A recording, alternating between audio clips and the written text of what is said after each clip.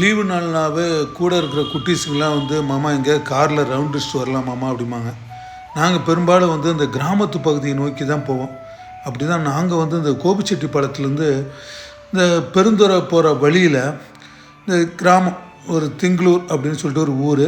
அந்த திங்களூர்லேருந்து ஈரோடு போகிற வழியில் லெஃப்ட் சைடில் போனோம்னா ஈரோடு போகிற வழி. அதில் வந்து ஒரு போர்டை பார்த்தோம் புதுசாக, ஆயா பிரியாணி கடை. பிரியாணி 50 ரூபா, வறுவல் 50 ரூபா. அதாவது பிரியாணி, வறுவல், முட்டை இது 3 சேர்த்து 100 ரூபா அப்படின்னு சொல்லிட்டு ஒரு டிஸ்பிளே போட்டு பார்த்தோம். சரி நம்ம வந்து ஒரு கிராமத்தில் வந்து ஒரு பிரியாணி ட்ரை பண்ணுவோமே அப்படின்னு சொல்லிட்டு, வெறும் கிராமத்தில் ஒரு சிக்கன் பிரியாணி வந்து வெறும் 50 ரூபா தாங்க. இவங்க என்ன ஒரு ஆஃபர் கொடுக்குறாங்கன்னா, பிரியாணி ப்ளஸ் வறுவல், முட்டை 3 சேர்த்து 100 ரூபாய்க்கு தரேன்னு சொல்லிட்டு போர்டு போட்டிருக்காங்க.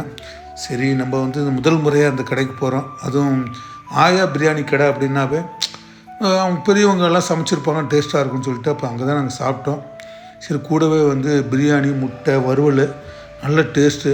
அந்த குழம்புலாம் அந்த பிரியாணிக்கு ஊற்றக்கூடிய மட்டன் குழம்பெல்லாம் வந்து செம டேஸ்ட்டுங்க.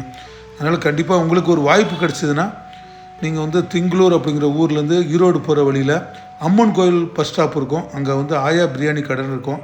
கண்டிப்பாக வாய்ப்பு கிடச்சுன்னா ட்ரை பண்ணி பாருங்கள்.